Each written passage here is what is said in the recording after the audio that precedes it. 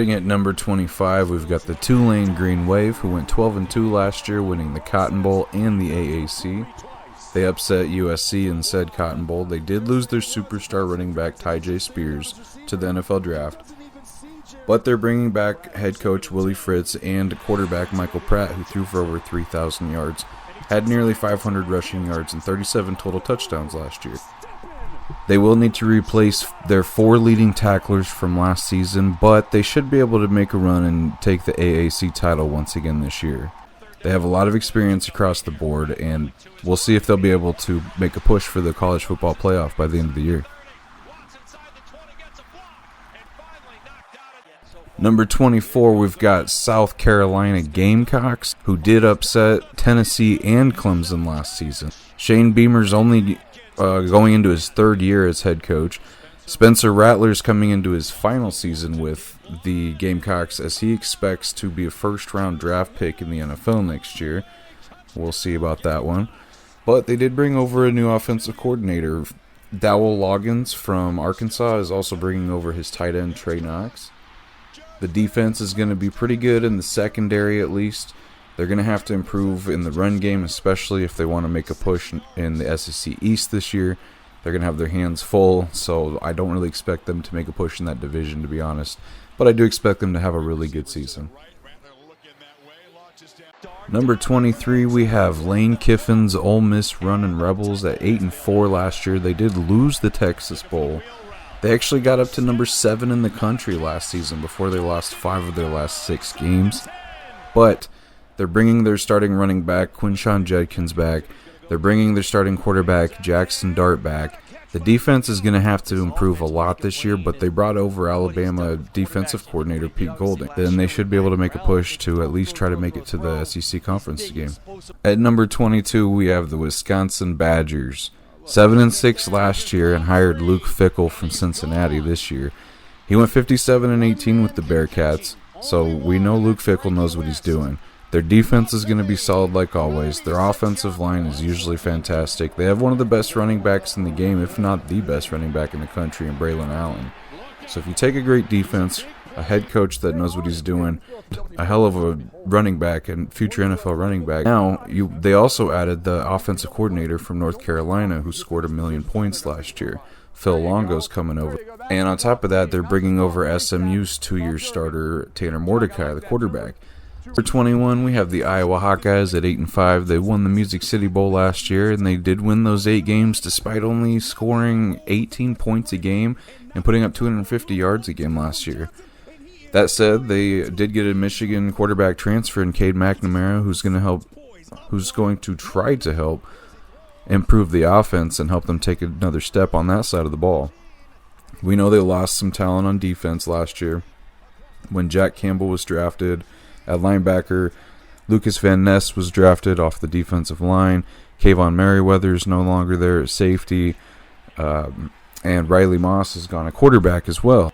That said, they have Big Ten preseason All-American defensive back Cooper DeJean, who had 5 interceptions last year. He's coming back. They're also bringing back 3 multi-year starters on the front 7, a senior middle linebacker in Jay Higgins, a Virginia graduate transferred linebacker Nick Jackson, and they also have a 5-star sophomore named Xavier Nwangpa playing safety. Number 20, we have the TCU Horned Frogs. I know a lot of you might think we have them a little too low.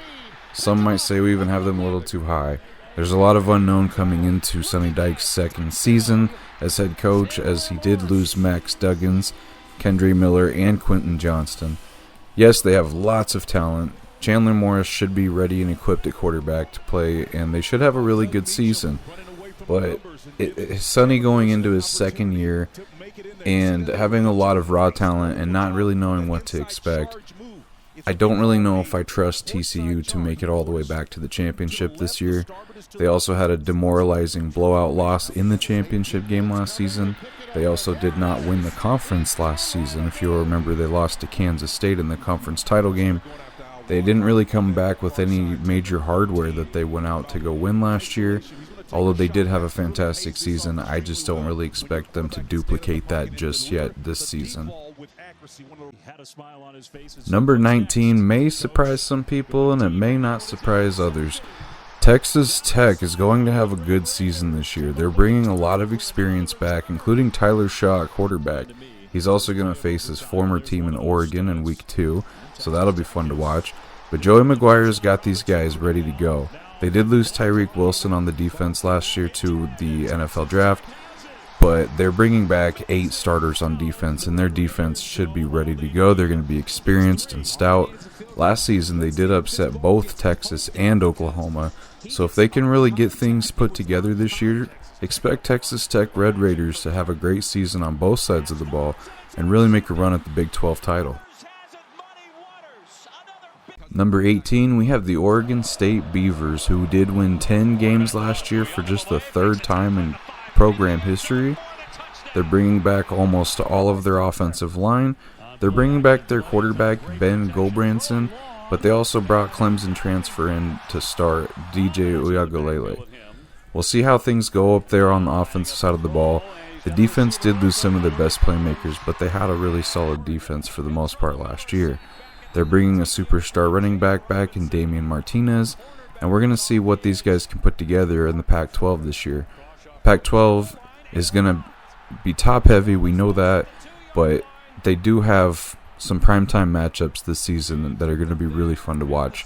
Oregon State's going to be an entertaining team in 2023 at the very least.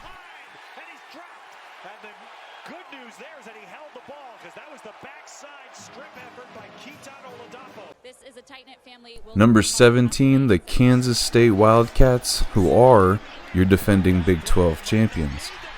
They did upset TCU in the championship game last year, and despite losing Deuce Vaughn to the running back to the draft, they are bringing in Trayshawn Ward, running back transfer from Florida State. Will Howard is going to be quarterback, and he knows what to do back there.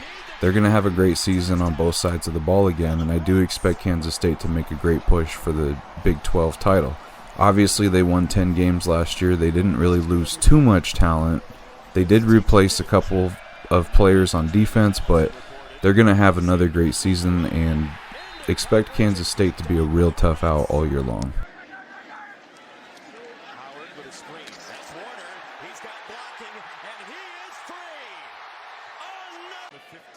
Number 16, we have the Oregon Ducks at 10-3. They won the Holiday Bowl last season, and Dan Lanning's got these Ducks ready to fight. Bo Nix is back. He did lose some of his talent last season. They also lost their offensive coordinator in Kenny Dillingham. They brought an offensive coordinator, Will Stein, over from UTSA, and he looks more than capable. The defense should improve with incoming transfers, so as long as they can put everything together on both sides of the ball, which they should be able to do by the end of the year, they should have a great season.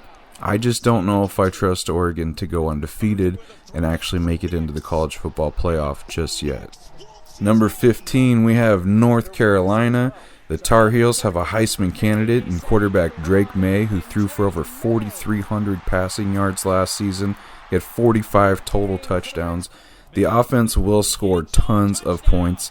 They did bring in a new offensive coordinator after they lost Phil Longo, but they've got weapons everywhere. They've got a Heisman candidate at quarterback. Mac Brown's going to have these boys fired up and ready to go. They've got some big games on this. The defense will need to take a step forward. They're going to have a new look secondary after a busy transfer season. Number 14, Notre Dame Fighting Irish, who did win the Gator Bowl last year. They may be a little low on this list. Only time will tell. They have some big matchups this season against USC, Clemson, Ohio State, so they'll have an opportunity to prove themselves. And with a schedule like that, if you only lose one of those games, they're still going to have a quality resume. If Marcus Freeman in his second year can come back and have a better start than they had last year, where they started 0-2, the narrative will really flip that he's got the Fighting Irish ready to go. They did lose their starting running back recently to the transfer portal, but they brought in quarterback Sam Hartman from Wake Forest, who is an experienced veteran. He knows what he's doing out there, and he's going to try to push for a Heisman candidate type of. We know that the Fighting Irish have tons of talent on both sides of the ball. We'll see if they're ready to put it together here in just Coach Freeman's second season. Number 13, we have the Utah Utes, who did go 10-4 despite losing the Rose Bowl last season. Coach Kyle Whittingham has the Pac-12, the two-time defending Pac-12 champs, He's going to have them prepared for a big season. And Cam Rising, the quarterback, he has been fantastic throughout his career. Everyone knows about Cam Rising, but he is coming back from a torn ACL last season. If he comes back and plays at even 90% of what we know he can do, Utah's going to be another threat to make the college football playoff this year.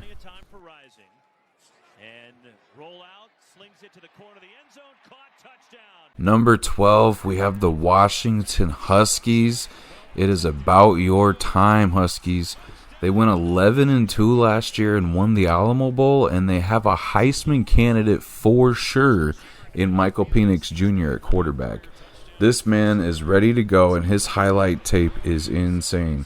He's got a huge arm. He's dotting passes left and right, and he is as athletic and as elusive as any quarterback in the game. He did put up 4,641 passing yards last season. He expects to duplicate that this year. Kalen DeBoer, the head coach, is fantastic fit for the Huskies, clearly. The front seven on defense looks dangerous. The secondary has some transfer additions. Watch out for the Washington Huskies, and if you're staying up late on Saturday night, make sure you get to watch a couple of their games because these guys are going to be electric to watch this year.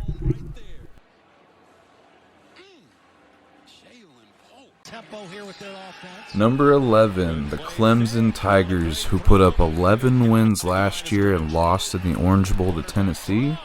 They're bringing back a lot of talent. The secondary is ready to take a step forward. The defensive front has elite talent and tons of depth, as always. Linebacker Jeremiah Trotter Jr. might be the best player on the defense. Now, the offense is going to be interesting because they brought offensive coordinator Garrett Riley from TCU over. So they're going to have more of an air raid approach this year than they've had in the past. That said, Cade Klubnik, quarterback, he's ready to go. He's been ready after DJ Uiagalelei transferred. So Will Shipley, the running back, is going to have himself a big year, but he might find himself in Number 10, the Tennessee Volunteers. They won 11-2 last season, won the Orange Bowl over Clemson despite losing Hendon Hooker during the season, the quarterback, and they also are going to rely on Joe Milton, the new quarterback, to have a fantastic year this year, which he put up 251 passing yards and 3 touchdowns in the Orange Bowl against Clemson. Joe Milton's more than capable. He came over from Michigan prior to being at Tennessee, and he's primed to have himself a Heisman hopeful type of season as well. Josh Heupel, the head coach, has done a fantastic job of recruiting, especially on the offensive side of the ball. The only question is if their defense can take a step forward because they do play in the SEC East, so they're going to have to face Georgia at the end of the day. Tennessee's going to have a big year this year. They're going to be fun to watch. I'm not sure if it's their year just yet in the SEC East because Georgia is so talented and so deep. But at the end of the day, Tennessee is making strides every season, and they only lost 2 games last year. So expect big things down there in Rocky Top this season. He got it.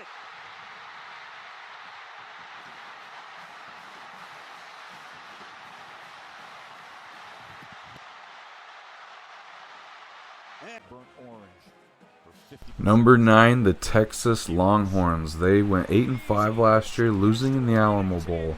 They did lose their superstar running backs, Bijan Robinson and Roschon Johnson, but they're bringing back quarterback Quinn Ewers. They also have freshman quarterback Arch Manning on the roster in case Ewers doesn't work out, which it looks like he should.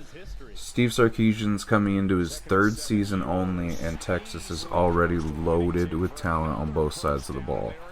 Xavier Worthy, A.D. Mitchell, Jatravion Sanders, Cedric Baxter, plenty more on offense. If the offensive line lives up to the hype that they're getting, they should be a top 5 offense in college football. Texas should see an improved defense even after the group really was underrated last year. They're experienced at all 3 levels, especially with Jalen Catalon and Gavin Holmes transferring into the secondary. We all know the story with Texas. They just have to put it together for a full season. If they can do that, they will be in the college football playoff. They will start out with a generous ranking. They blew Oklahoma out last season. but then they lost a couple of games that they really shouldn't have lost. So if Texas can put it all together, watch out for them as a contender to be in the playoff by the end of the year. Number 8, Alabama Crimson Tide, who went 11-2 last year, winning the Sugar Bowl. They destroyed Kansas State in the Sugar Bowl, but then they lost Bryce Young at quarterback. They also lost Will Anderson Jr., among a lot of other talent, of course. That said, they did lose some key positions. They're going to have talent at all of those positions, but they're going to have some inexperience. They should have Jalen Milroe and Ty Simpson competing for the quarterback job. They also brought in Tyler Buchner at quarterback. The defense we know will be a monster. Even after they lost Will Anderson Jr., Dallas Turner is a star in the making. Freshman Caleb Downs was the number 1 defensive back coming out of high school, and he's going to be starting this season, it sounds like. We know that the offense is going to be a question mark, but the defense is going to be fantastic. That said, Alabama's still going to win 10 games this year. Number 7, the Penn State Nittany Lions. They won 11 games last year. They lost 2, won the Rose Bowl. They did lose their quarterback, Sean Clifford, who was there for a while, but they're bringing in starting quarterback Drew Aller, who did play last season for them a little bit in the blowout wins. He was the number 1 quarterback and the number 3 overall player from the 2022 recruiting cycle. So he's got a lot of hype around him, and he's got a lot of talent around him. Running backs Nick Singleton, who had nearly 1,100 yards last year, and Katron Allen, who had nearly 900 yards himself. Matter of fact, that defense is going to be so good that they won't even really notice the loss of Joey Porter Jr., who went into the NFL draft. I just don't know if they're going to be as talented or as deep as Michigan or Ohio State. Number 6, the USC Trojans. They went 11-3 last year, lost the Cotton Bowl, and they were 1 win away from the college football playoff, but they lost to Utah in the Pac-12 title game. After that, they got beat by Tulane in the Cotton Bowl. They lost a couple of players, Travis Dye, Jordan Addison, superstars on offense, but they're bringing in Marshawn Lloyd from South Carolina, running back. They're also bringing in wide receiver Dorian Singer from Arizona.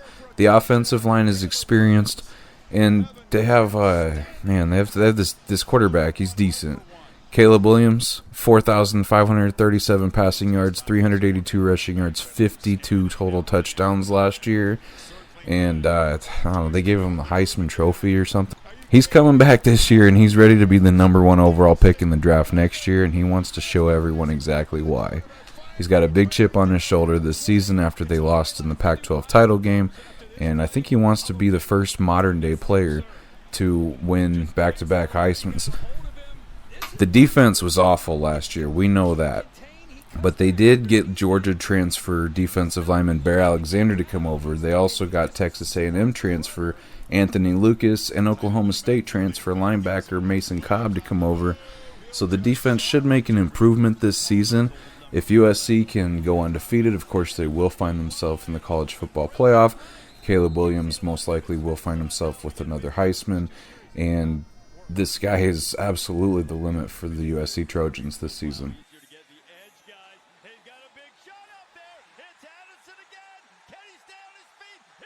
Number 5, LSU Tigers. They went 10-4 last year, winning the Citrus Bowl in Brian Kelly's first season, which also included beating Alabama. That's right, Brian Kelly, as LSU's head coach, is undefeated against Alabama. That said, they also got blown out by Tennessee and Georgia. So they're going to have to find some consistency this season. Quarterback Jaden Daniels comes back, and he's going to have a great year himself. He had just under 3,000 passing yards, 885 rushing yards, 28 total touchdowns last year. But the best player, in my opinion, on the Tigers is linebacker Harold Perkins Jr. 72 total tackles, 7.5 sacks last year. Those numbers are only going to go up, and this man is an absolute monster ready to be a household name in SEC households. We don't want to forget about their potential first-round wide receiver in Malik Neighbors. The whole offense is going to have a big season this year, and they're going to start the season again with Florida State, who they lost the opener last year to by just 1 point. So we'll see how LSU can get off to the start this season, but despite how that first game goes, they're still going to have a lot of opportunities to prove themselves throughout the year.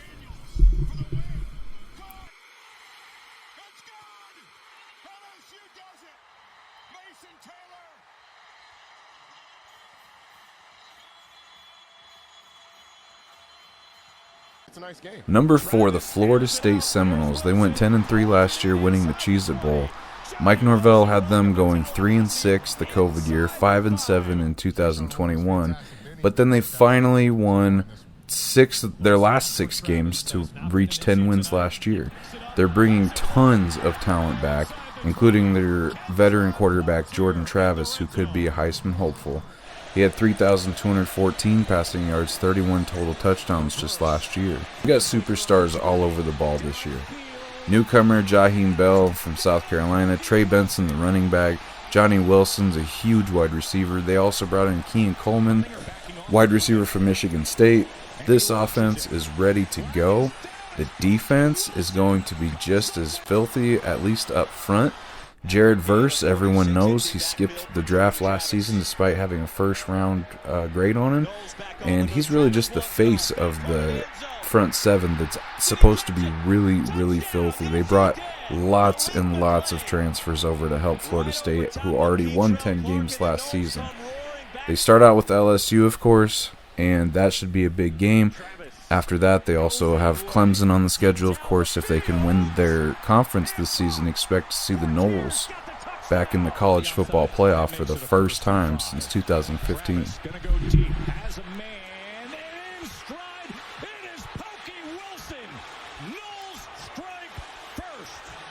Number 3, the Ohio State Buckeyes. You know why they're number 3. They've lost to Michigan the last 2 seasons. I know, but we have to bring that up right off the bat because Ryan Day is 45-6 at Ohio State. But what people are going to remember, if he were gone tomorrow, is that he never won them a championship and he lost his last 2 games to Michigan. Now, Ohio State always has tons of talent, and they're going to be ready to prove themselves this year. Everyone knows about Marvin Harrison Jr., the wide receiver, who had 1,200 receiving yards and 14 touchdowns last season. Expect him to have a huge year as he's trying to raise his first-round draft grade on his own personal account. That said, Kyle McCord at quarterback, he's going to have tons of weapons to go to. He's got Emeka Egbuka at wide receiver. They've got Julian Fleming as well and Travion Henderson in the backfield. This offense is going to be filthy, although the offensive line is a little inexperienced. The defense is led by one of the best players in college football, JT Tumulau. And they also have, I know I butchered that name, but they also have Jack Sawyer up front. The defense is going to be really good. They're going to look to go undefeated going into the Michigan game at the end of the year. I know we're looking a little ahead, but that's where Ohio State's at this point in time. And if Ryan Day doesn't win that game, this could be his last season as the Ohio State head coach. Here he is. Watch, he's just going to work on the outside, and then he's being blocked. And while he's being blocked, he sees that a throw is coming and jumps simultaneously. And you talk about, that's unreal. And you've been talking about the Ohio State Avalanche. That's right. You're from Colorado, so you're used to avalanches. How about this? The Wolverines have flipped the script against Ohio State, winning their last 2 matchups against their big rival. Now they're trying to take it to a whole nother level this season as they look to win their 3rd consecutive conference title. They want to make it to the national championship, and they want to win the national championship. There really don't seem to be any lesser goals up there. I know Harbaugh's gone for the first 4 games, but they're favored to win those games by 1,000,000 points as is. That said, quarterback J.J. McCarthy, running back Blake Corum, running back Donovan Edwards are just going to have a fantastic season, and it's going to be absolute hell for any team that has to go into Ann Arbor all year long. And last but not least, we have the Georgia Bulldogs at number 1, your defending national champions. They are returning just about as much talent as they may have lost just because Kirby Smart, he doesn't rebuild, he just reloads. And at this point, we have to face the fact that Georgia's becoming a dynasty. Okay, they went 15-0 last year, blew TCU out in the national championship game.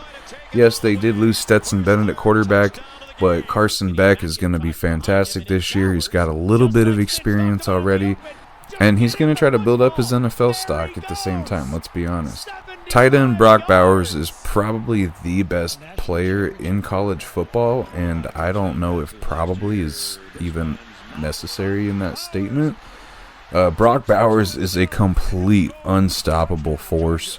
They have him coming out of the backfield, taking handoffs. They got him going downfield. He's a fantastic blocker. He's just too big to be brought down. He's too fast to be caught from behind.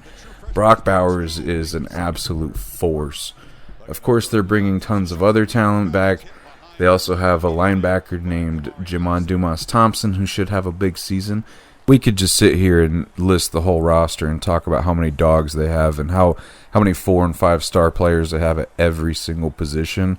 Even with Bear Alexander leaving and going to USC, everywhere you look, Georgia is going to be dominant again this season. You just have to assume that they're going to be ready and experienced enough to handle the big primetime matchups against, Tennessee and even South Carolina and some of these other games. But at the end of the day, Georgia is the team to beat this season. The national championship is Georgia's to lose.